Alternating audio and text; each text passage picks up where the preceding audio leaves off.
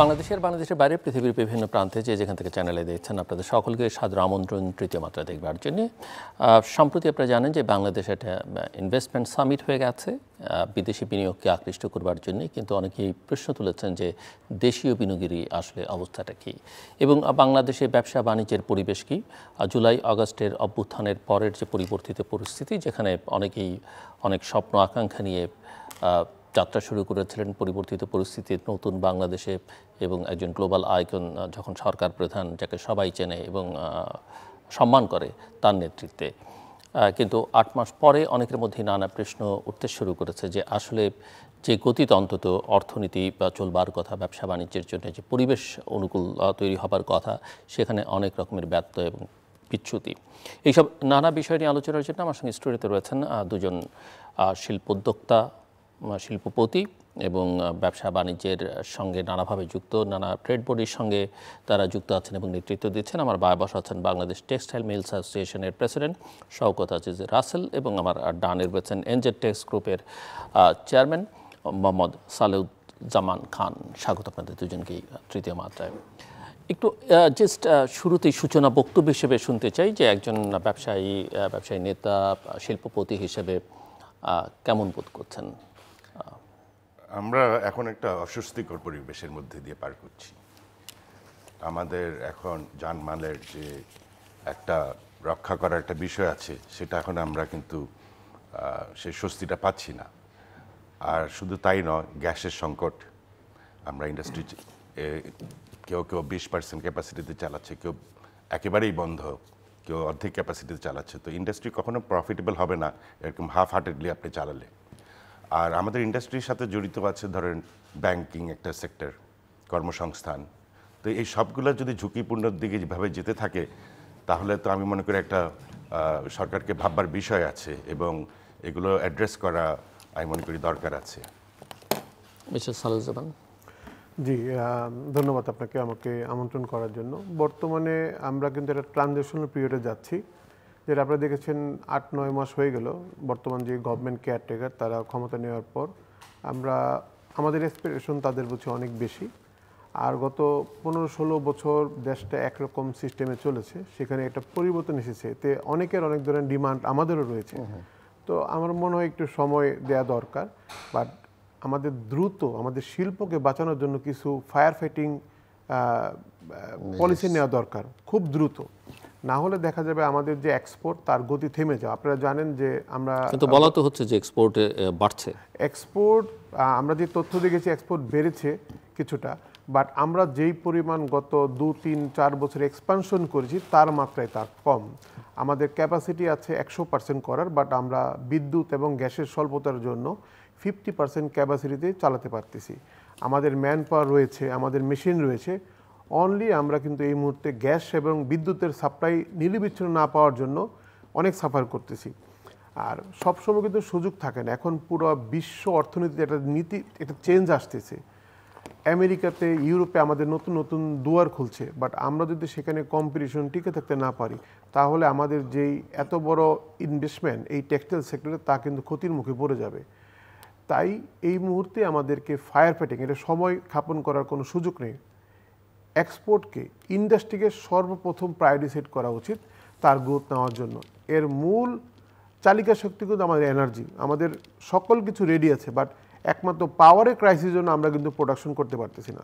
তাই আপনাদের মাধ্যমে সরকারকে আমি জানাতে চাবো, দ্রুত উদ্যোগ নিয়ে আমাদের প্রায়োরিটি সেট করে যে কাকে প্রায়োরিটি দেবেন, এক্সপোর্টের ইন্ডাস্ট্রি ফার্স্ট, দেন সকল ইন্ডাস্ট্রিকে আমরা মনে করি দ্রুত পাওয়ারের সমস্যার সমাধান করা উচিত।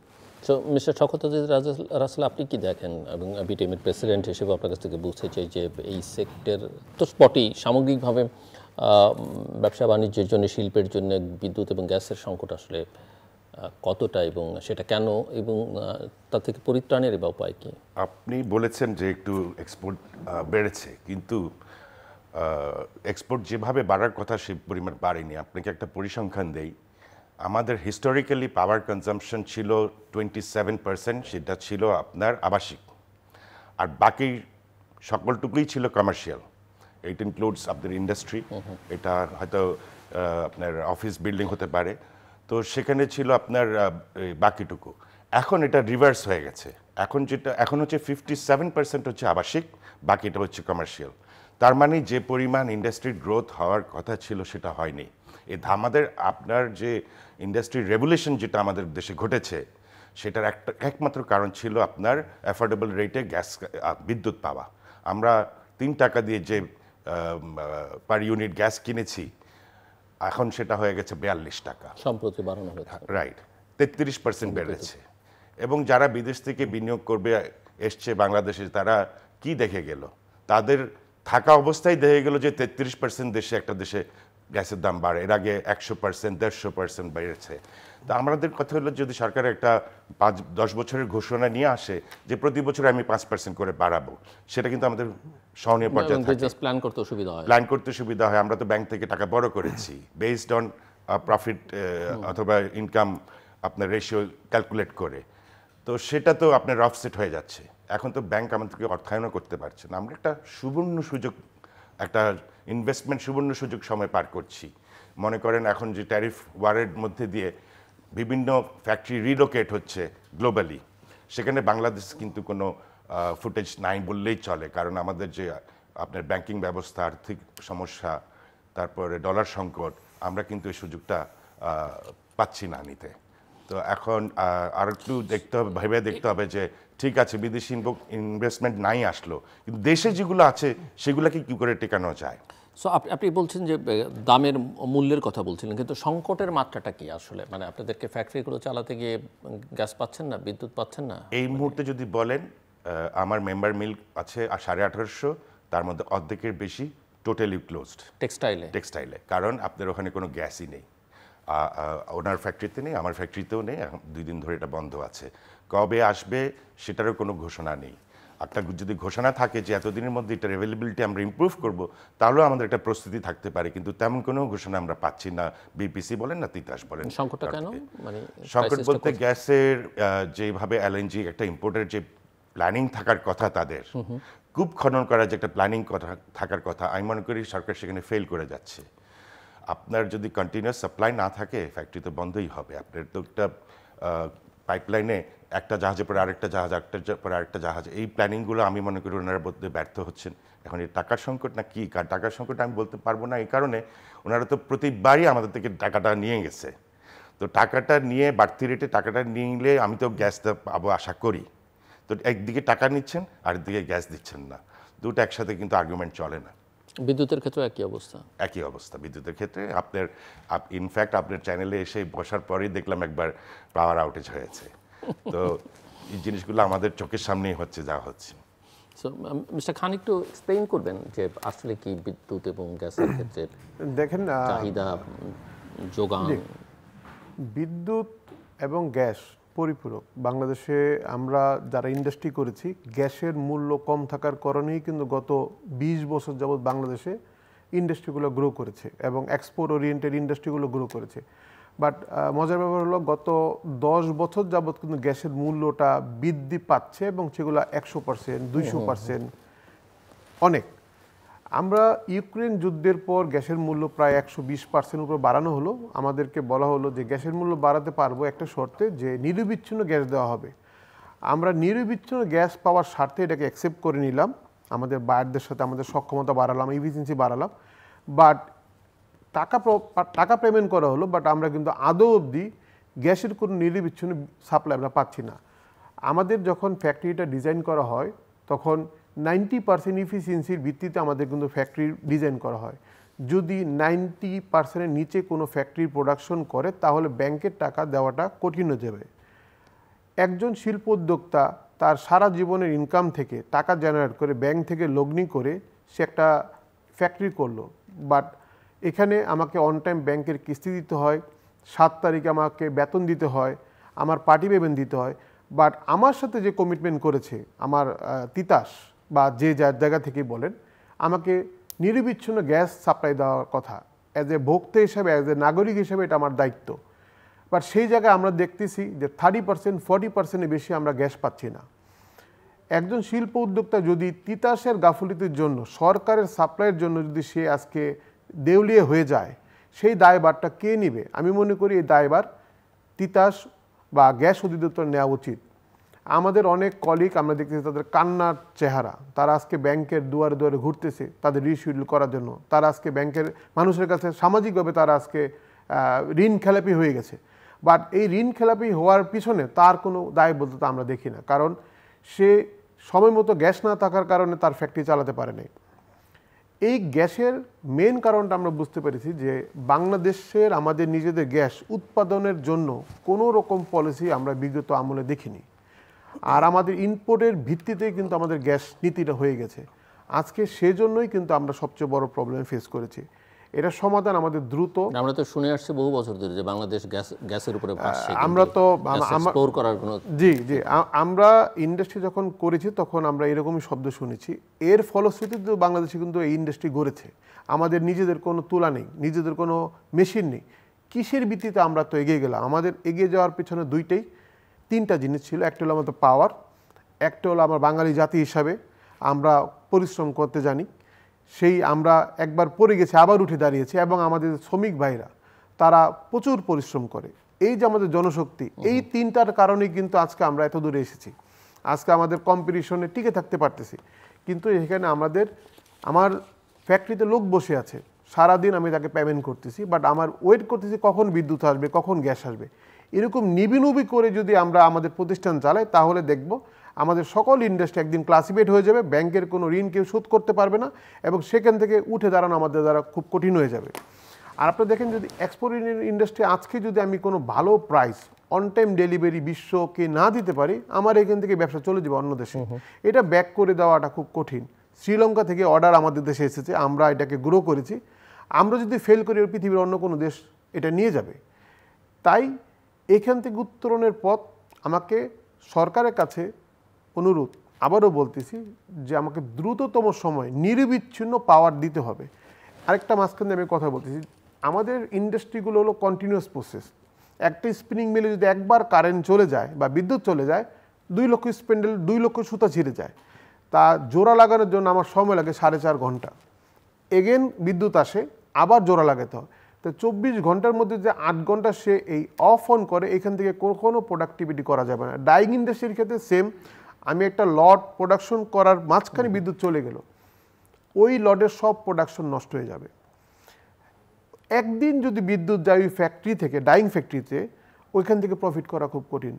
একদিকে আপনি বলতেছেন যে আমাদের সক্ষমতা বাড়ানো, আমরা 1% ইফিসিয়েন্সি বাড়ানোর জন্য ট্রেনিংয়ের পর ট্রেনিং করাচ্ছি, অথচ বিদ্যুৎ এবং গ্যাসের অবহেলার জন্য আমাদের 30-40% ইফিসিয়েন্সি কমে যাচ্ছে। এখান থেকে উত্তরণের পথ আমাদের বের করতে হবে, দ্রুততম সময়ে আমাদের গ্যাস এবং বিদ্যুতের সাপ্লাই নিশ্চিত করতে হবে। সো মিস্টার শওকত রাসেল, এখানে আমি একটু, যেহেতু আপনি বিটিএমের প্রেসিডেন্ট এবং সম্ভবত আপনি ভাইস প্রেসিডেন্টও, ট্রেড বডি হিসেবে আপনারা পলিসি মেকারদের সঙ্গে বা সরকারের সঙ্গে এইসব বিষয় নিয়ে কথাবার্তা বলছেন কিনা, এনগেজমেন্ট করছেন কিনা, বা তাদের রেসপন্স কি? আমরা লিপিবদ্ধভাবে সরকারের কাছে অ্যাপ্রোচ করেছি, করণীয় কি সব জানিয়েছি। মনে করেন এখন আমরা কি করি, আমরা যখন পেপার মিল করি আমরা চেষ্টা করি এটা নদীর পাড়ে করতে, যাতে আমার র মেটেরিয়ালটা আসতে পারে, আদারওয়াইজ এটা প্র্যাকটিক্যাল হয় না পেপার মিল। তো আপনি গ্যাস পেয়েছেন ভোলাতে, অথচ আপনি ইউরিয়া সার 3 গুণ ক্যাপাসিটি বাড়ালেন কোথায়? সিলেটে। তো এটা আমি মনে করি একটা মিসম্যাচ, এটা একটা ভুল সিদ্ধান্ত। তো সরকারের এইসব পদে যারা বসে আছে তারা যদি এইভাবে সিদ্ধান্ত নেয় আর ক্ষতিগ্রস্ত হই আমরা, they should be taken to task, তাদেরকে অ্যাকাউন্টেবিলিটিতে আসতে হবে। তারা কেমনে এই সিদ্ধান্তটা নিল? ভোলা থেকে তো আপনি 17টা নদী পার করে এসে ঢাকাতে সংযোগ করার খুব প্র্যাকটিক্যাল একটা জিনিস না, ব্যয়বহুল একটা ঘটনা হবে। তো আপনি কেন সার ফ্যাক্টরিটা ভোলায় করলেন না? আমি তো মনে করি সেটা ভোলায় করা উচিত ছিল। শুধু তাই নয়, আপনি এখন 75 টাকা দিয়ে এলএনজি ইম্পোর্ট করে সেটাকে আবার সারে দিচ্ছেন। এর থেকে মানে হাস্যকর কোনো সিদ্ধান্ত আমি কোনোখানে দেখি না। আমি মনে করি যে এখন সার ইম্পোর্ট করে আনো, তোমার ইকোনমি যারা চালিকা শক্তি তাদেরকে তুমি গ্যাসটা দাও, তাও অ্যাফোর্ডেবল প্রাইস। এটা 20 টাকাতে হলেই আমি মনে করি খুব একটা ভালো পজিশনে থাকা যায়। এবং আপনি এখন গ্যাসের প্রাইস নিয়ে অনেক তারতম্য চলছে। আমরা যারা আপনার ক্যাপটিভ পাওয়ার করি, আমরা we are accountable 17% of the consumption. আর এখানে কিন্তু অনেকেই আছে, বাকিটা মনে করেন পাওয়ার প্ল্যান্ট আছে, সিএনজি আছে, তারপরে মনে করেন আবাসিক আছে, সবারটা আপনি ঠিক রেখে এই 17%-এর উপরেই বারবার আপনি চাপাচ্ছেন, যেটা আপনার কর্মসংস্থান করে, ইকোনমির চালিকা শক্তি। আমি বারবার বলছি, এটার সাথে ব্যাংক, বিমা, ইন্স্যুরেন্স কোম্পানি, রিহ্যাব, বাসস্থান সব কিছুই জড়িত। আপনার টোটাল সিস্টেমটাই কলাপস করবে। আমাদের তো 85% of the export is textile and RMG. আপনি এখানে এত কম মনোযোগী কেন হচ্ছেন? আপনার তো বাসা বাড়ি বন্ধ করে দিয়ে হলেও আমাকে ইন্ডাস্ট্রি চালু রাখা উচিত। আমরা কিন্তু লাড়কি দিয়েও ভাত খেতে পারবো, কিন্তু আমরা গ্যাস ছাড়া কিন্তু আমাদের কর্মসংস্থান ধরে রাখতে পারবো না। তো আমি মনে করি সরকার এখানে মনোযোগী হওয়া উচিত। ওনারা কি বলেন আপনারা যখন ওনাদের সঙ্গে কথা বলছেন তখন? ওনারাও একটা চাপের মুখে আছেন, যেমন এই বিগত সরকার দেশটাকে যেভাবে রেখে দিয়ে গেছে, ভাঙাচোরা ইকোনমি, ব্যয়বহুল প্রজেক্টগুলো যেগুলো অনেক গুণ বেশি দামে করা হয়েছে, ওগুলার পেমেন্ট এখন চলছে। তো সরকার কটার দিক হ্যান্ডেল করবে? তাই আমি মনে করি সব কিছু বাদ দিয়ে এই মুহূর্তে টেক্সটাইল অ্যান্ড আরএমজি যাতে বেঁচে থাকে, এই পদক্ষেপগুলো ওনাদের নেওয়া উচিত। আমাদেরকে ঘন ঘন ডেকে, বারবার ডেকে এগুলো কিন্তু সুরাহা করা উচিত। সো এই প্রসঙ্গে আপনি কিছু মিস্টার খান যোগ করবেন? আর জি দেখেন, আমি অন্য প্রসঙ্গে যাব।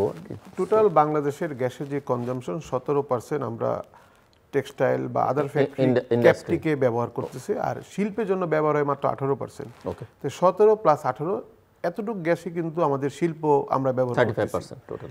এই 35% গ্যাস আমরা সবচেয়ে লেস প্রায়োরিটিতে পাচ্ছি, কারণ যখন লাইনে গ্যাসের প্রেশার কমে যায়, পাওয়ার প্ল্যান্টগুলো তারা বুস্টার ইউজ করে, লাইন থেকে টেনে নিতে পারে।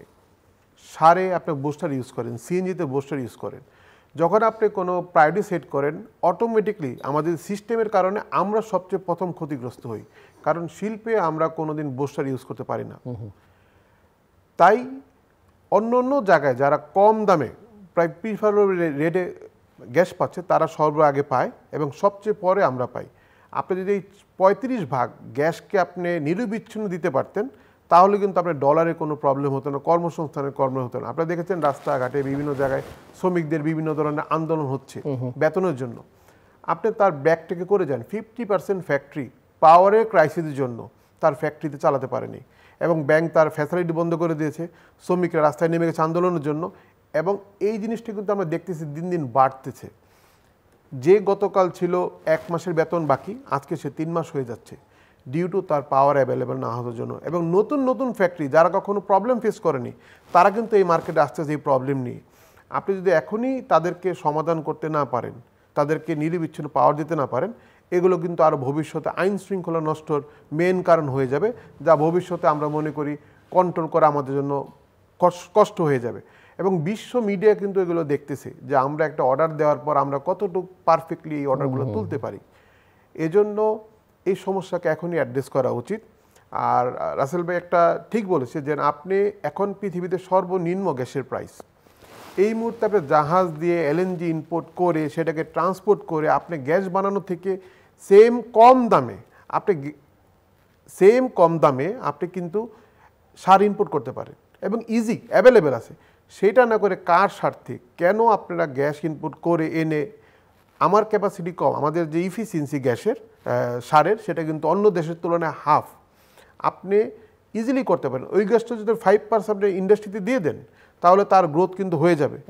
অন্যদিকে আমরা একটা স্ট্যাটিস্টিক দেখেছি বিআরসির মাধ্যমে যে গত বছরের ইফিসিয়েন্সি অনেক ভালো ছিল, গ্যাস সাপ্লাইয়ের 9% মতো ওয়েস্টেজ ছিল, কিন্তু এই বছর সেটা 15% হয়ে গেছে, যেটা সিস্টেম লস। কারণ তারা কন্ট্রোল করতে পারতেছে না, হয়তোবা চুরি বেড়ে গেছে, হয়তোবা তারা এটাকে কন্ট্রোল করতে পারতেছে না। এখন এইটা যদি 5% আপনি যদি ওয়েস্টেজ বেড়ে যায়, এত দামি গ্যাস, তা দ্রুত বন্ধ করা উচিত।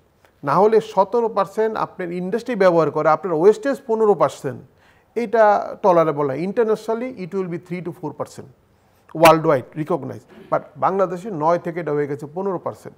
এর বিভিন্ন কারণ আছে। গত 8-9 মাস বাংলাদেশে প্রথম দিকে আইন শৃঙ্খলা ভালো ছিল না, এখানে অনেক কিছু হয়েছে, এখন এটাকে কন্ট্রোলে নিয়ে আসার চেষ্টা চলতেছে। অন্যদিকে আমাদের ফ্যাক্টরিগুলো যদি গ্যাসের প্রেশার কম থাকে, তাহলে বিল বেশি আসে, এটা একটা আজগুবিক সিস্টেম।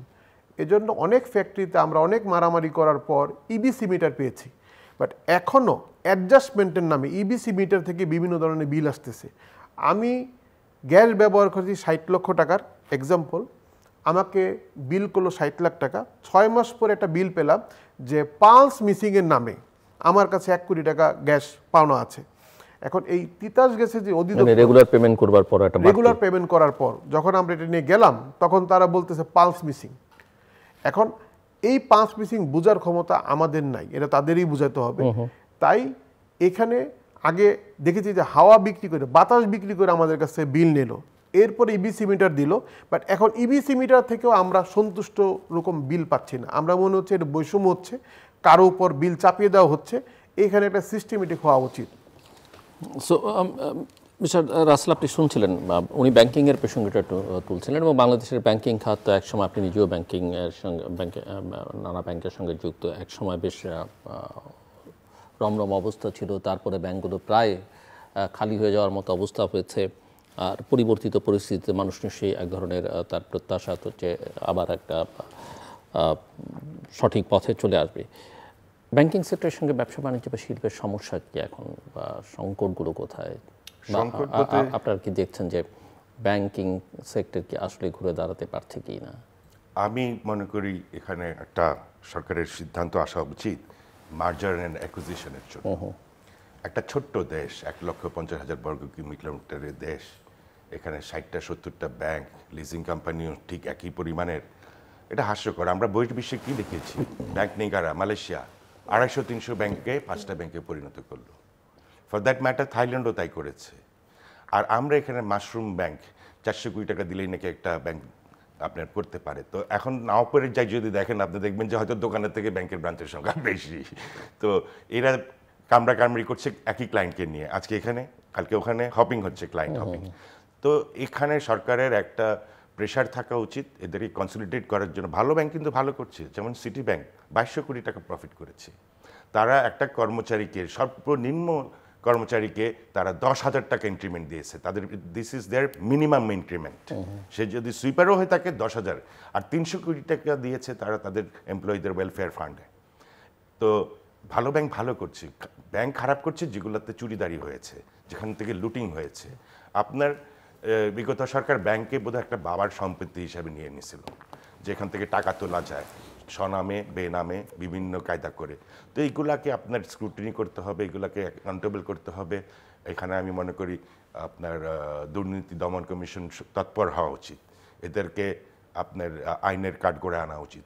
এই পদক্ষেপগুলো নিতে পারলে, এমনকি কর্মচারীদেরকেও, তাহলে গোয়িং ফরওয়ার্ড আগামী দিনে আপনার একটা বেঞ্চমার্ক হবে, না এইসব করলে এরকমই পানিশমেন্ট হয়। কিন্তু আমরা যদি দৃষ্টান্তমূলক কোনো পানিশমেন্ট দিতে না পারি, এটা আগে মানে এখন যা হয়েছে বিগত দিনে, তা আগামী দিনেও তাই হবে। এটা আমার একটা, আমি মনে করি। আপনি কি মনে করেন যে ব্যবসা বাণিজ্য করবার ক্ষেত্রে বাংলাদেশের ব্যাংকিং সেক্টরের সঙ্গে আসলে কতটা সহযোগিতা পাওয়া যাচ্ছে, বা সমস্যাগুলো কোথায়?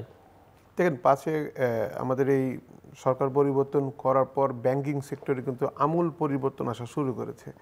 বর্তমান যে গভর্নর সাহেব আছে উনি খুব প্রজ্ঞাবান লোক এবং পজিটিভ লোক এবং কঠিনও। অন্যদিকে আমরা কিছু ব্যাংকের ক্ষেত্রে কিন্তু অনেক রকম প্রবলেম দেখেছি, ঋণ সহায়তা, সুদের হার, সবগুলি। এখন তো ইন্টারেস্ট রেট বর্তমানে অনেক বেশি। আমরা কিন্তু গত 10 বছর বিজনেস করেছি ইডিএফ এর ফ্যাসিলিটি থাকার কারণে, এবং বিশ্ববাজার আমরা টিকেছিলাম। বাট বর্তমান গভর্নমেন্টের যে প্রেক্ষাপট চেঞ্জ হয়েছে, এখানে আমি মনে করি কারেকশন হওয়ার প্রয়োজন যেহেতু ছিল, বাট সেটা হচ্ছেও। এবং আস্তে আস্তে ব্যাংকিং সেক্টর কিন্তু ভালোর দিকে যাচ্ছে। আমরা প্রথম দিকে কোনো এলসি করতে পারিনি, বাট এখন ব্যাংকগুলোর সাথে কিন্তু ক্লায়েন্টের সাথে সম্পর্ক আগের তুলনায় ভালো হচ্ছে, এবং বহির্বিশ্বেও কিন্তু বাংলাদেশের যে সুনাম আবার ফিরে আসতেছে। বাট কিছু ব্যাংকের ক্ষেত্রে প্রবলেম আছে, যে ব্যাংকগুলো বিভিন্ন ধরনের দুর্নীতির সাথে ডাইরেক্ট যোগাযোগ ছিল, যারা অনিয়ম করেছে। বাট যে ব্যাংকগুলো কিন্তু মার্কেটে 8 থেকে 10টা বা 20টা 15টা ব্যাংক যারা ভালো ছিল, তাদের পজিশন কিন্তু দিন দিন ভালো আসতেছে। এবং আমরাও কিন্তু এলসি নেওয়ার ক্ষেত্রে, আমরা যেহেতু এক্সপোর্ট করি, ইম্পোর্ট করি, আমাকে এলসি নেওয়ার ক্ষেত্রে অনেক প্ল্যানিং করতে হতো, কারণ আমার অনেক ক্লায়েন্টরা আমাকে যে এলসি দিত সেটার মধ্যে প্রবলেম ছিল, অন টাইম পেমেন্ট দিত না। বাট আমরা যখনই বাংলাদেশ ব্যাংকের সাথে যোগাযোগ করেছি, তারা সবসময় চেষ্টা করেছে যে ইন্ডাস্ট্রিকে কীভাবে সাপোর্ট দেওয়া যায় আমাদের আইএমএফের প্রেশারকে সহ্য করে। এখানে অনেকগুলা ব্যাপার রয়েছে, আমরা দেখেছি তাদের ইচ্ছা থাকলেও তারা অনেক কিছু করতে পারেনি, বাট ওনাদের পজিটিভ মেন্টালিটি আমরা কিন্তু দেখেছি। আর সবচেয়ে বড় সমস্যা হলো কনফিডেন্স। এই মার্কেটে মানি মার্কেটে বর্তমানে কনফিডেন্সের খুব কম দেখেছি।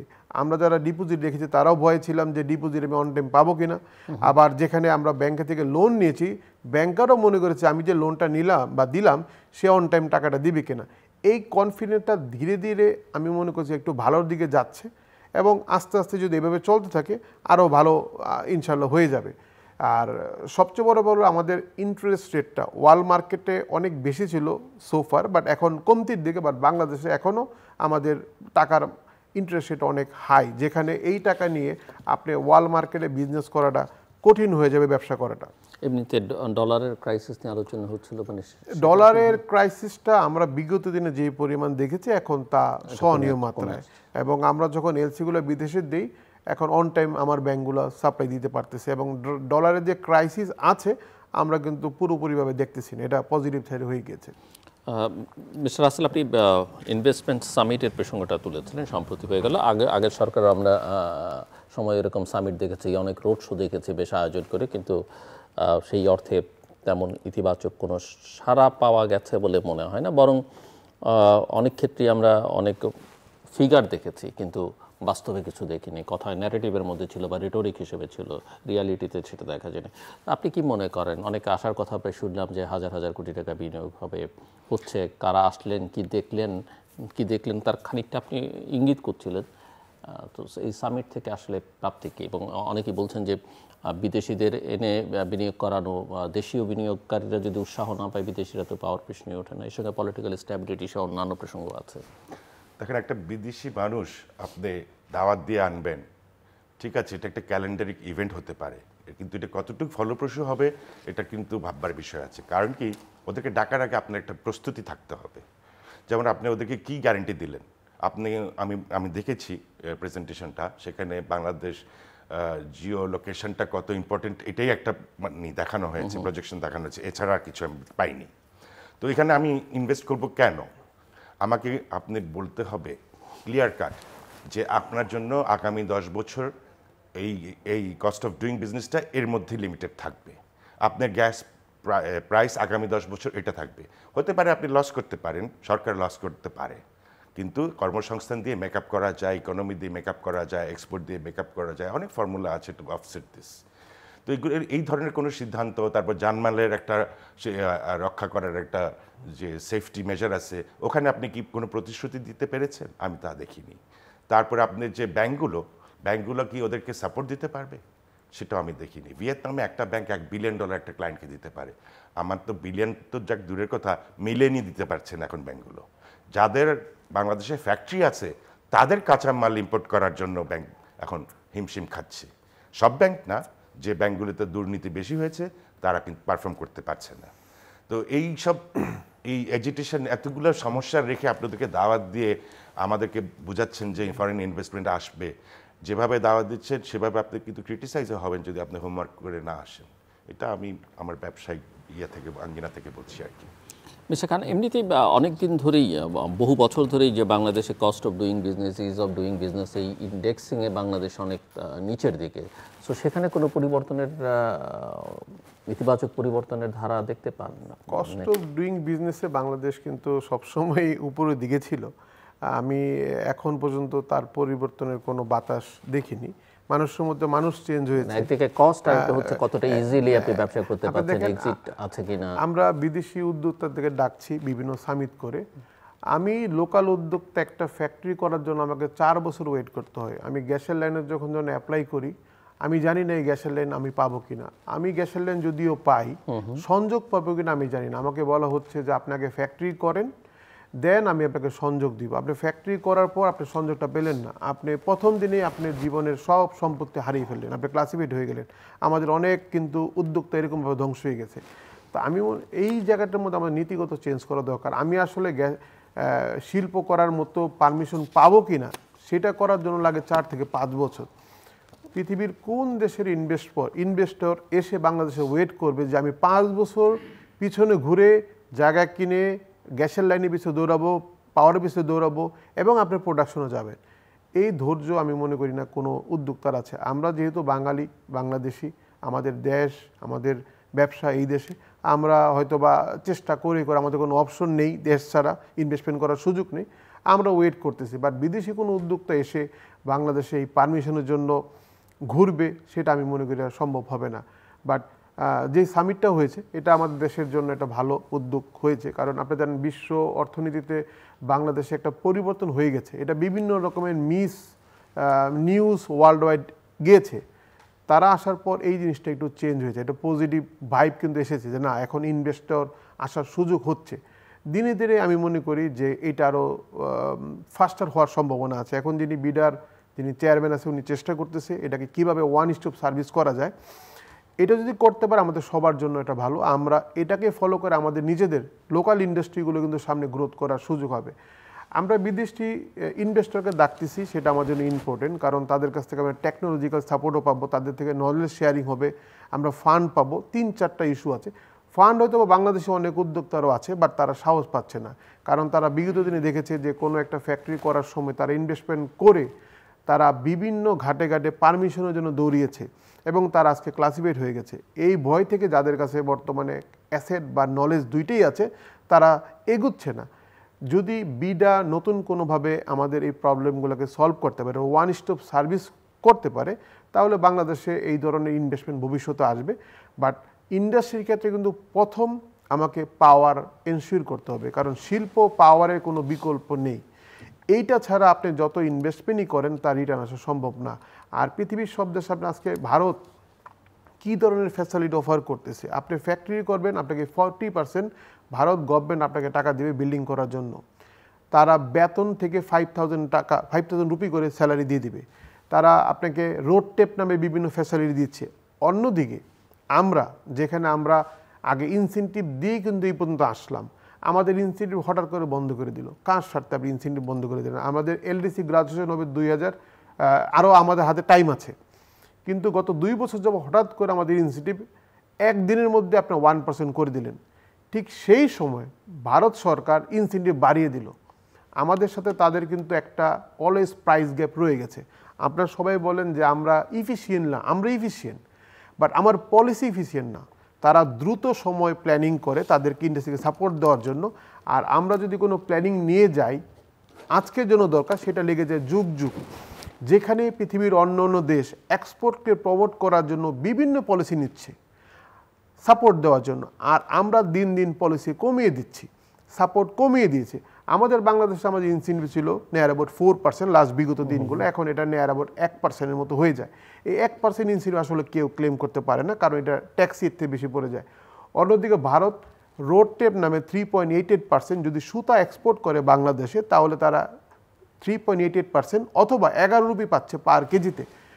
তারা এই টাকাটা থেকে যদি 5 টাকা তারা লসেও বিক্রি করে, তারা আজকে ডাম্পিং প্রাইজে বাংলাদেশে মাল বিক্রি করে লাভবান হচ্ছে। অথচ আমাদের ইন্ডাস্ট্রি, আমাদের ইন্টারেস্ট রেট বেড়ে গেছে, আমাদের স্যালারি বেড়ে গেছে, আমাদের পাওয়ার খরচা বেড়ে গেছে, অলদো আমরা পাওয়ার পাচ্ছি না। আমরা কিভাবে প্রাইস কম্পিটিট করতে পারবো? আমাদের আগের ইন্ডাস্ট্রিগুলো টিকে আছে, তাদের অনেকেরই ব্যাংকের লোন শোধ হয়ে গেছে, আমাদের ক্যাপাসিটি বেড়ে গেছে, আমরা বিগ স্কেলে ব্যবসা করতেছি। বাট এটাকে একটা সলিউশন আমাদের আনতে হবে। ভারত সরকার কিন্তু ইনসেন্টিভ নাম বলে তারা দিচ্ছে না, তারা নামটাকে ঘুরিয়ে রোড টেপ নামে দিচ্ছে। আমরা সরকারকে বারবার বলতেছি আপনারা এরকম কোনো টুলস তৈরি করেন যার ফলে আপনার শিল্পের সবাই এই ধরনের ফ্যাসিলিটি পায়। আপনি যদি 3%, 4% বেনিফিট দেন, যদি আমার গ্রোথ হয় 25%, এই 4% বেনিফিটের সমান পরিমাণ টাকা কিন্তু আপনি আমার কাছ থেকে ট্যাক্সের মাধ্যমে তুলতে পারেন। এটা এক ধরনের অ্যাকাউন্টসের একটা হিসাব। কিন্তু আমাদের কেউ এভাবে ভাবে কি না, বা কেউ তাদেরকে প্রমোট করতেছে কি না, ভারতের ইন্ডাস্ট্রি গ্রোথ হওয়ার পিছনে আমাদের কেউ কাজ করতেছে কিনা আমরা জানা নেই।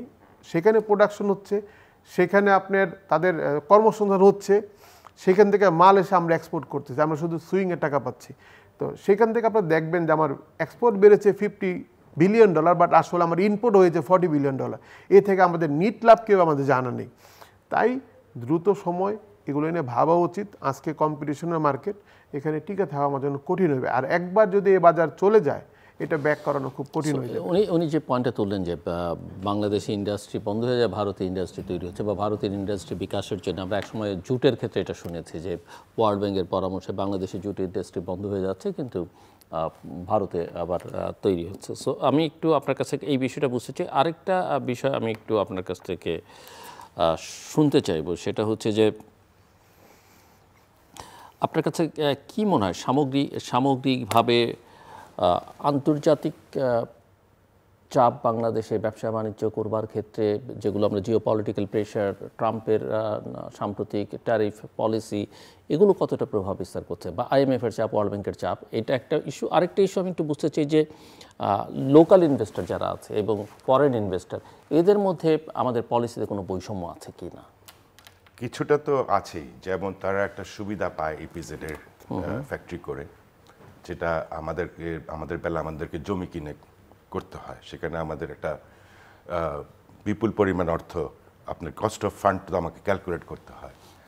আর যেটা আপনি বলেছেন, আমরা যে উপদেষ্টাদের সাথে মিটিং করি, মিছিল করি, যাই করি, ওনারা সবসময় সুন্দর সুন্দর শব্দ চয়ন করেন, যেমন এফিসিয়েন্সি ইমপ্রুভ করেন আপনারা, তারপরে এটা করেন সেটা করেন। আমার তো মেশিনের একটা ক্যাপাসিটি লিমিটেশন আছে, এর বাইরে তো আমি প্রোডাকশন করতে পারবো না। মনে করেন আমার পার্টিকেল বোর্ড, আমার যদি 5000 বোর্ড দিনে করতে পারি, সেটাকে আমি বাদ দিয়ে বাস্তবতাতে আসা উচিত। আমরা যারা ব্যবসা করি, আমরা বাস্তবতার সাথে ওতপ্রোতভাবে জড়িত। আমাদের মতামত নিক, তারপরে আমরা যদি না টিকি তাহলে ওনাদের ঘরেও বেতন হবে না। আমি আপনাদেরকে বলে রাখলাম এই টিভির মাধ্যমে, তখন বুঝবে then by then it will be too late. তখন ব্যাংক কলাপস করে যাবে, ব্যবসা কলাপস করে যাবে। তারপর আমার শ্রমিকরা কি হবে? শ্রমিকরা মাস্তানেতে কনভার্ট করবে, চাঁদাবাজি হিসেবে কনভার্ট করবে। কারণ এখন তো এটা একটা বিজনেস মডেল হয়ে দাঁড়িয়েছে যে চাঁদাবাজিও একটা ব্যবসা, এবং তাদের নেটওয়ার্ক খুব ভালো। পুলিশ কেন জানি তৎপর হচ্ছে না, আমি বুঝতে পারি না। কি পুলিশ ওদের সাথে মিশে গেল না কি?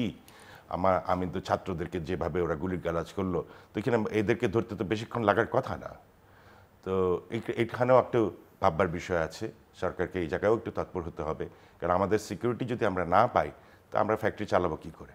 এখন গেটের সামনে আপনার ট্রাক থামিয়ে দেওয়া হচ্ছে, তারপর সিন্ডিকেট, বিভিন্ন সিন্ডিকেট লোডিং আনলোডিং, ওদেরকে কন্ট্রাক্ট দিতে হবে। এই কালচার থেকে আমাদের বেরিয়ে আসতে হবে। আর এই সব কিছুর বটম লাইন হলো কর্মসংস্থান নাই বলে। কর্মসংস্থানটা তৈরি করতে হলে কর্মসংস্থান, বিনিয়োগ না হলে কর্মসংস্থান হবে কোথেকে? তাই তো। আর আমার এখন এক্সিস্টিং ফ্যাক্টরি বন্ধ হয়ে যাচ্ছে, ওইদিকে আপনি ফরেন ডাইরেক্ট ইনভেস্টমেন্ট নিয়ে চিন্তা ভাবনা করতেছেন, আপনি মিটিং মিছিল করতেছেন। এটাও কিন্তু আমি মনে করি একটা মিস ম্যাচ। আগে আমাদেরকে বাঁচান আগে। আপনি চাঁদাবাজির প্রসঙ্গে বলছিলেন। সামগ্রিকভাবে আমরা জুলাই আগস্টের পরে আগের পরিস্থিতিতে এক রকমের খারাপ ছিলই। এখানে আইন শৃঙ্খলা পরিস্থিতি নিয়ে, বিশেষ করে তৈরি পোশাক খাতের সঙ্গে বা টেক্সটাইলের সঙ্গে বা অন্যান্য ফ্যাক্টরি যারা পরিচালনা করছেন, তারা বিভিন্ন সময় অভিযোগ তুলেছেন। আইন শৃঙ্খলা পরিস্থিতির কি কোনো উন্নতি হচ্ছে, বা চাঁদাবাজির ক্ষেত্রে কোনো উন্নতি লক্ষ্য? আমি মনে করি এদেরকে কোনোভাবেই দমন করা যাচ্ছে না, বরঞ্চ চাঁদাবাজির পরিমাণটা বেড়ে গেছে। আগে হয়তো একটা গোত্র বা একটা সিন্ডিকেট নিত, এখন ওরা মিলেমিশে যাওয়ার পরে এটার পরিমাণ আরও বেড়ে গেছে। আপনার ট্রাক ভাড়া বেড়ে যাচ্ছে, তারপর আপনার ওরা আইসা আপনাকে যদি কোনো একটা ফ্যাক্টরি করতে চান, ওখানে কাজ করা বন্ধ করে দিচ্ছে। আমার কাছে কমপ্লেন আসে, কারণ মেম্বার মিলগুলো সবগুলা ফোন করে, তখন আমরা প্রশাসনের কাছে যাই। প্রশাসন এলে একদিন গিয়ে ঘুরে আসলো, তারপরের দিন তো আবার যেই লাউ সে কদু, একই পরিস্থিতি। তো এরকম একটা অস্বস্তিকর পরিবেশে ইনভেস্টমেন্ট করা খুব ডিফিকাল্ট। ঘুষ টুস বেড়েছে? অবশ্যই বেড়েছে। আগে ঘুষের যে একটা ডিসিপ্লিন ছিল, ওইটাকেও ছাড়িয়ে গেছে। তো এখন ঘুষ নেয় মানে ডিজিটালি বলেন বা টেকনিক্যাল অনেক কিছু, অমুক এখানে ডেলিভারি, এই সেই। তো ঘুষ কখনো আমাদের এখান থেকে যাবে না যতক্ষণ পর্যন্ত আপনি এগুলাকে একটা সিস্টেমেটিক, যেমন উনি বলেছেন আপনার তিতাসের ফ্যাক্টরি করার পরে আরও আমার একটা ফ্যাক্টরি মাস সাম্প্রতিককালে পেয়েছি, আপনার 4 বছর পরে কানেকশন পেয়েছি, ফ্যাক্টরি হওয়ার 4 বছর পরে। তো এই প্রক্রিয়াটা এমন কেন হয় না যে আগে গ্যাস কানেকশন পাবেন, ব্যাংকও দেখলো যে আপনার কানেক্টিভিটি আছে, তারপরে ব্যাংক ফাইন্যান্সে নামবে? আমরা কিন্তু কাজটা করি উল্টা।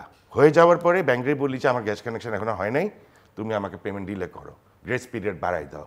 তো কস্ট বেড়ে যাচ্ছে আমার। লোন একটা 100 কোটি টাকার ইন্ডাস্ট্রি 1 বছর বসে থাকলে এটার মধ্যে 12-14 কোটি টাকা অটোমেটিক অ্যাড হচ্ছে। তো ক্ষতিটা কার হচ্ছে? কর্মসংস্থান হইল না, যেটা সময় মতো হওয়ার কথা ছিল। ফাইন্যান্সিয়াল আপনি আনভাইবেল হয়ে যাচ্ছেন।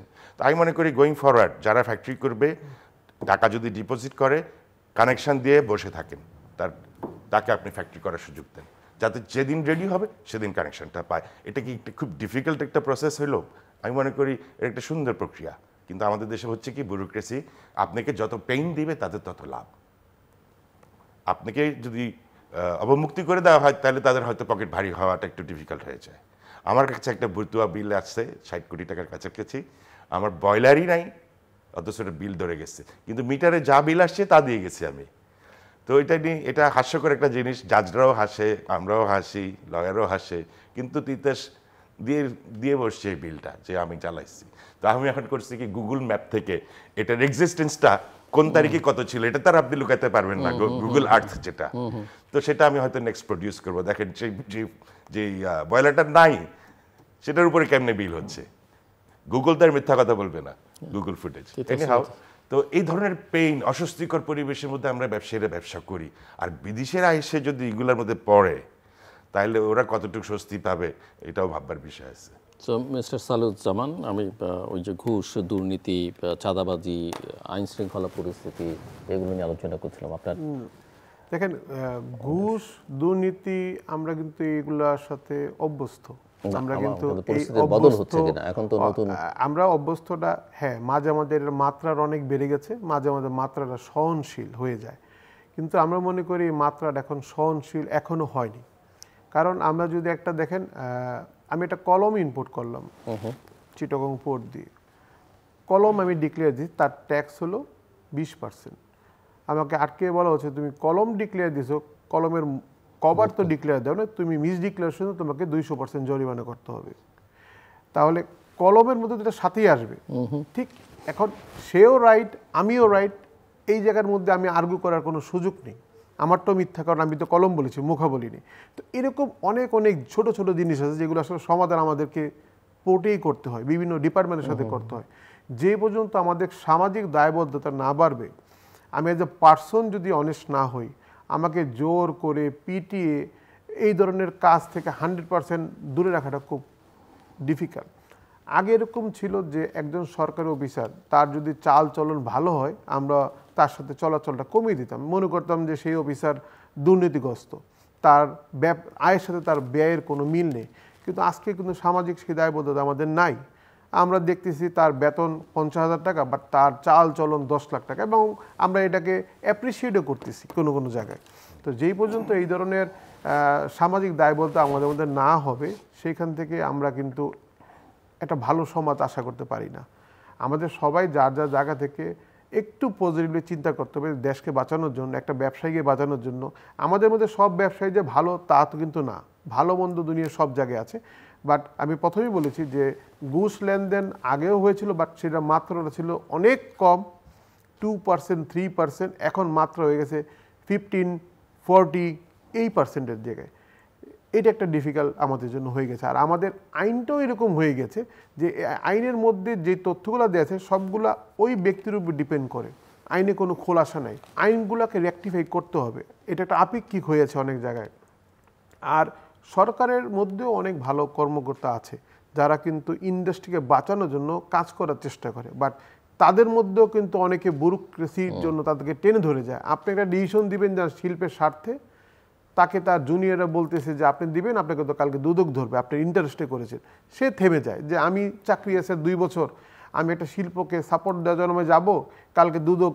কারণ তাদের যে নেক্সাস অনেক বড়, একজন সৎ লোকের পিছনে লোক থাকে 2 জন, আর যারা ওই নেক্সাস তাদের সাথে লোক আছে 200, তারা বিপদগ্রস্ত, তাদের ইচ্ছা থাকলে উপায় থাকে না। তাই এটা একটা কঠিন টাইম। আমি মনে করি বর্তমান গভর্নমেন্টের যিনি প্রধান উপদেষ্টা, তার প্রতি আমাদের অনেক আস্থা যে উনি আমাদেরকে একটা ভালো সমাজ, ভালো অর্থনীতি, ভালো গাইডলাইন দিবে, এবং পুরো বিশ্বের ওনার একটা ভালো সুনাম আছে।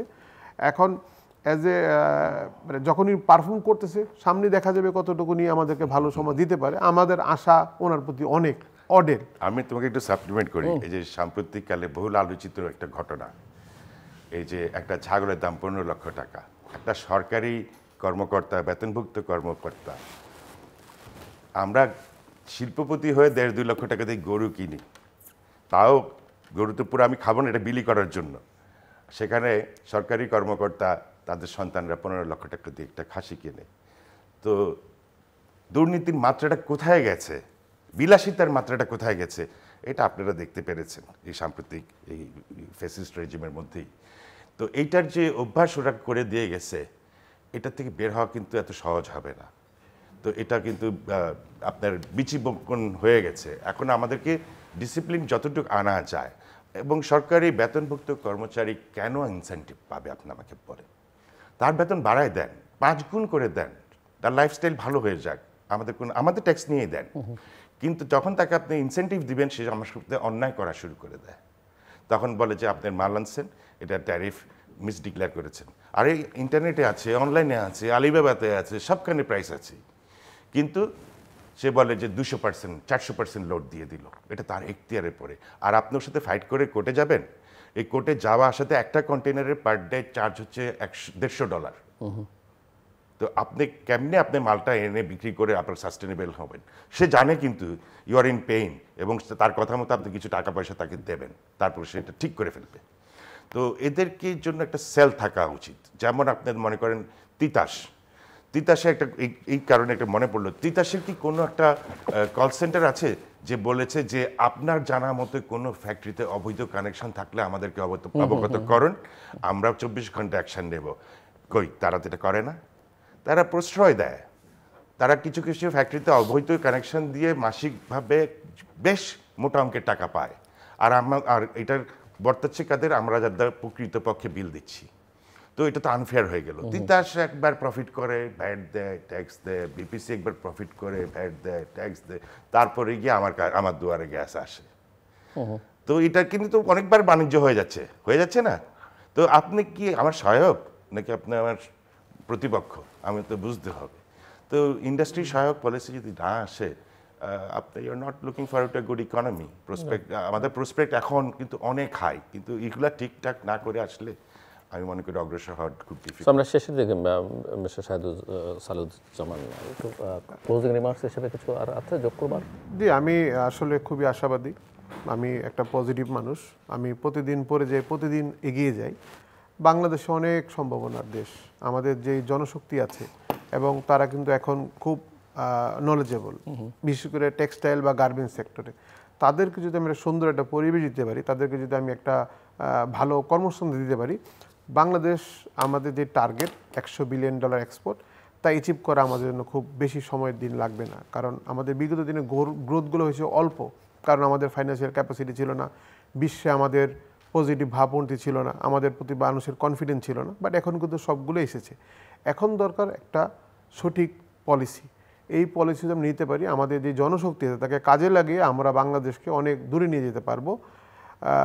আর আমি আরেকটা কথা মাঝখানে বলতে চাই যে দেখেন, টাকা থাকলে হয়তো আপনার ব্যবসা করতে পারবেন, আপনার কাছে একটা টাকা হলো, আপনি একটা জায়গা বিক্রি করে টাকা নিয়ে ব্যবসা করতে পারবেন, বাট শিল্প উদ্যোক্তা আপনি হতে পারবেন না। শিল্প উদ্যোক্তা হতে হলে আপনাকে অনেক দিন যাবৎ ছোট ছোট ছোট ছোট করে আপনাকে বড় হতে যাবে। আজকে কিন্তু বড় বড় শিল্প উদ্যোক্তা বন্ধ হয়ে যাচ্ছে। তাদেরকে যদি এখনই সাপোর্ট না দেন, ফাইন্যান্সিয়াল সাপোর্ট আমি বলতেছি না, আমি বলতে তাদেরকে যত ধরনের সাপোর্ট লাগে, মোরাল সাপোর্ট, তার ইকোনমিক্যাল সাপোর্ট, কনফিডেন্স সাপোর্ট, এইগুলো না দেন, তাহলে কিন্তু বাংলাদেশ থেকে একটা বড় পরিমাণ উদ্যোক্তা যারা সফল তারা কিন্তু হারিয়ে যাবে। এই শূন্যস্থান পূরণ করা আমার জন্য কঠিন হয়ে যাবে, যেটা যুগের প্রয়োজন হবে। আর বর্তমানে যে এলএনজি ইম্পোর্ট করতেছে, এই এলএনজির মধ্যে আপনারা ধরতেছেন ভ্যাট, এমনি এটার কস্ট অনেক হাই। ইনপুট পর্যায়ে আপনি ভ্যাট ধার্য করে আপনি আমার ইনপুট কস্টটাকে বেড়ে ফেলতেছেন। তো যেখানে গভর্নমেন্ট 6,000 কোটি টাকার মতো এলএনজি গত বছর ইনপুট থেকে গভর্নমেন্ট ভ্যাট কালেকশন করেছে, এবং তিতাসকে সাবসিডি দিয়েছে 3,000 কোটি টাকার মতো, তাহলে তো আপনি তিতাসকে সাবসিডি দেননি। আপনি তার কাছ থেকে ভ্যাট কালেকশনের নামে তার কস্টটা বাড়িয়ে আমাদের কাছে বিক্রি করে আবার সাবসিডি নামে দিতেছেন। আমি মনে করি এই ধরনের আমলাতান্ত্রিক জটিলতা থেকে বেরোয় গ্যাসকে আমাদের ট্যাক্স ফ্রি, যেহেতু আমাদের র মেটেরিয়াল, এটাকে ট্যাক্স ফ্রি করে এলএনজি ইনপুট করে বর্তমানে আমাদের চাহিদা পূরণ করা উচিত। না হলে আমাদের যে গ্রোথ, এই গ্রোথটা থেমে যাবে, এবং কোনো ফ্যাক্টরি যদি একবার বন্ধ হয় তা দ্বিতীয়বার চালু করা খুব কঠিন, কারণ তার মেশিন, তার কনফিডেন্স, তার বায়ার সব নষ্ট হয়ে যাবে, আর বিশ্বে একটা নেতিবাচক প্রভাব পড়বে। এটা একটা কঠিন টাইম আমাদের জন্য। আমরা যদি সুন্দর করে এই টাইমটাকে পার করতে পারি, 2025 সাল আমরা মনে করি কারেকশন টাইম, ব্যাংকিং সেক্টরে, ইন্ডাস্ট্রি সেক্টরে, আমাদের সবার সেক্টরে। এই কারেকশন যদি আমরা ফাইন করতে পারি, ভালো করতে পারি, তাহলে 2026 সাল থেকে বাংলাদেশের গ্রোথ, আমি মনে করি অনেক গ্রোথ আমরা হতে পারবো। কারণ অন্যদিকে আমেরিকাতে আমাদের একটা সুযোগ হয়েছে আমাদের এক্সপোর্ট বাড়ানোর জন্য। আমরা যদি আমেরিকা থেকে কটন ইম্পোর্ট বাড়িয়ে দিই বা আমেরিকান কটন দিয়ে পণ্য উৎপাদন করে আমেরিকাতে এক্সপোর্ট করি, তাহলে হয়তো আমরা ট্যাক্স একটা বেনিফিট পাবো, যেটা অন্য দেশগুলো পারবে না, কারণ তাদেরকে নিজেদের তুলা ব্যবহার করতে হবে। তাই আমেরিকার ইস্যুটা আমি মনে করি একটা অপরচুনিটি, যদি আমরা ঠিকমতো কাজে লাগাতে পারি। ধন্যবাদ। Mister Russell, closing remarks. হ্যাঁ, আমি জিতুর সাথে একমত। আপনার আমরা যদি এগুলোকে সঠিকভাবে অ্যাড্রেস করতে পারি এই সমস্যাগুলোকে, তাহলে আমি মনে করি আপনার আমরা আরও অগ্রসর হতে পারবো। আমাদের গ্রোথ হওয়ার কথা ছিল, সেটা হয়নি, সেটা আমি আগেই ব্যাখ্যা দিয়েছি কেন হয়নি। তো গোয়িং ফরওয়ার্ড আমরা যদি এগুলা ঠিকঠাক করে নিয়ে আসতে পারি, আর সরকার, ইন্ডিয়ান সরকার দেখেছেন তো আপনি কত তৎপর, 1 ঘন্টার মধ্যে ট্রান্সশিপমেন্ট বন্ধ করে দিল। তারপরে এর আগে কি হিস্টোরিক্যালি আমরা দেখেছি কি, ওদের যখন তুলার সংকট, বাংলাদেশে তুলা এক্সপোর্ট বন্ধ করে দিল। তো আমার ফ্যাক্টরি তো তার উপরে নির্ভরশীল ছিল, তো তখন আমরা কিন্তু হিমশিম খেয়েছি, আমাদের এলসি ছিল কিন্তু পারফর্ম করেনি। কিন্তু বাংলাদেশ দেখেন কি করেছে, এই যে লাইন পোর্ট যে বন্ধ হলো, যে এলসিগুলো পেন্ডিং আছে অনার করছে। দিস ইজ মিনিমাম ডিসেন্সি, যে ট্রানজিটে যেটা আছে সেটাকে আমি অনার করি, কিন্তু তারা তাও করে না। তাদের দেশে আলু পচবে, পেঁয়াজ পচবে, তারপরেও আমাকে দেবে না। তো এটা তো বন্ধুসুলভ আচরণ না। আমরা ব্যবসায়ী হিসেবে আমরা কি চাই? একটা সুন্দর সম্পর্ক নেবারিং কান্ট্রির সাথে, যেখানে বাইলেটারাল রিলেশন ইমপ্রুভ করবে and we will both benefit. কিন্তু কেন জানি প্রতিদিন এই সম্পর্ক খারাপের দিকে যাচ্ছে। এটা রিপেয়ারের একটা দরকার আছে। আর আমাদের নেবারিং কান্ট্রি, আমরা মনে করি আমরা বেনিফিট পেতে পারি দুজন থেকে, but it has to be win win deal. একতরফা হবে না। ইন্ডিয়া সবসময় একতরফা উইন করতে চায়, কে না ডিলে একতরফা উইন করতে চায়, এটা হিউম্যান নেচার। কিন্তু আমাদের যে সরকার, রাষ্ট্র, তারা এমনও উক্তি করেছেন যে ট্রানজিটে আমাদের টাকা চাওয়াটাই অন্যায়। তো এই ধরনের লোক, এই ধরনের পলিসি মেকার, রাজনীতিবিদ, এদেরকে আমি মনে করি আপনার ধরা উচিত যে তুমি কেন এই ধরনের উক্তি করেছো, তুমি কার দেশের ইন্টারেস্ট রক্ষা করছো। নিজের দেশকে নষ্ট করে আমরা পানি পাই না, এটা পাই না, সেটা পাই না, ধাম করে এটা বন্ধ করে দেয়, সেটা বন্ধ করে দেয়। এখন ট্রান্সশিপমেন্ট বন্ধ করে দিয়েছে। এখন লোকাল সুতার দাম বেড়ে গেছে, জানেন? লোকাল সুতার দাম বাড়া মানে কি? তুমি তো আগেও লোকাল সুতা কিনতা, ইম্পোর্ট করলে তোমাকে 37.5% দিতে হবে। দাম বাড়ছে কারণ চোরাই পথটা বন্ধ হয়েছে, সে আর ওই বন্ডের নামে আনতে পারছে না। তো কিছুটা বেড়েছে, আমি বলবো না অনেক বেড়ে গেছে। তো ইট ইন্ডিকেটস ইন্ডিয়া থেকে যখন আমরা সুতা আনি, তার export price is cheaper than domestic price. তার মানে সে ডাম্পিং করছে তার পলিসি খেলাতে। তো আমার সরকার কিন্তু তত ফাস্ট রিয়্যাক্ট করতে পারে না। এই যে বন্ধ করছে, এটাতেও আমাদের অনেক কষ্ট জ্বালানি পোড়ানি করতে হয়েছে, অনেক দপ্তরে হাঁটাহাঁটি করতে হয়েছে। কিন্তু ওরা ঘন্টাতে সিদ্ধান্ত নেয়, যেটা আমাদের বছর পার হয়ে যায় আর কি। আশা করি সরকার যদি সব অ্যাড্রেস করতে পারে, we are looking forward to good prospect ইনশাআল্লাহ। দর্শক, অনুষ্ঠানের শেষ প্রান্তে আমরা সামাজিক যোগাযোগ মাধ্যম ফেসবুক, এক্স এবং ইউটিউবে তৃতীয় মাত্রা লাইভ স্ট্রিম হচ্ছে, আপনারা দেখতে পারেন। টেলিভিশনের পর্দায় দেখতে না পারলে যে কোনো সময় যে কোনো স্থান থেকে ইউটিউবে তৃতীয় মাত্রার চ্যানেলটি সাবস্ক্রাইব করেই পর্ব বা পুরনো পর্বগুলো আপনারা দেখতে পারেন। মিস্টার সালিউজ্জামান খান এবং মিস্টার শওকত আজিজ রাসেল, অসংখ্য ধন্যবাদ আলোচনা করার জন্য। দর্শক, দুজন শিল্পোদ্যোক্তা এবং ব্যবসায়ী নেতা কথা বলছিলেন এবং মূল সংকটের জায়গা, বিশেষ করে যেহেতু তারা রপ্তানি খাতের সঙ্গে যুক্ত এবং নিরবিচ্ছিন্ন গ্যাস এবং বিদ্যুতের যে সংযোগ বা প্রবাহ, সেটা ওনারা প্রত্যাশা করেন, কিন্তু সেই জায়গায় তেমন কোনো উল্লেখযোগ্য তৎপরতা লক্ষ্য করছেন না। এক ধরনের ফায়ার ফাইটিং পলিসির কথা, প্রয়োজনীয়তার কথা ওনারা বলছেন এবং বলছিলেন যে ইন্ডাস্ট্রিকে আসলে প্রায়োরিটি দিতে হবে, সেটাও অনুপস্থিত। সব মিলিয়ে বিনিয়োগ, বৈদেশিক বিনিয়োগ আকৃষ্ট করবার চেষ্টা হচ্ছে, কিন্তু দেশীয় বিনিয়োগের অবস্থা কি সেটা বিবেচনার মধ্যে নেওয়া হচ্ছে না। এবং দেশীয় বিনিয়োগ যেখানে না থাকে, সেখানে আসলে বৈদেশিক বিনিয়োগও হয় না। এটা আমাদের রাজনৈতিক বা যারা এখন পলিসি মেকার আছেন তাদের মাথায় রাখা দরকার। সামগ্রিকভাবে অন্যান্য বিষয় নিয়ে কথা বলে যেটা স্পষ্ট, সেটা হচ্ছে যে গভর্নেন্সের দুর্বলতা আসলে সর্বত্র আছে এবং সেখানে পরিস্থিতি নতুন বাংলাদেশে বলা হচ্ছে বটে, কিন্তু পরিস্থিতির কোনো উন্নতি হয়নি। এমনকি ঘুষ দুর্নীতির আলোচনা করতে গিয়ে দেখা গেছে যে ওনারা বরং আগের চাইতে আরও বেশি অস্বস্তির মধ্যে আছেন। আগেও স্বস্তিতে ছিলেন না, এখনও নেই। কিন্তু এখান থেকে আসলে বাংলাদেশকে বের করাটা খুব জরুরি। আমরা বিনিয়োগের কথা বলি, কর্মসংস্থানের কথা বলি, প্রবৃদ্ধির কথা বলি, কিন্তু এটা আমাদের মাথায় রাখতে হবে যে একটা আরেকটার সঙ্গে ওতপ্রোতভাবে নিবিড়ভাবে যুক্ত। আমাদের সঙ্গে থাকবার জন্য অসংখ্য ধন্যবাদ। আপনাদের সবার জন্য শুভকামনা।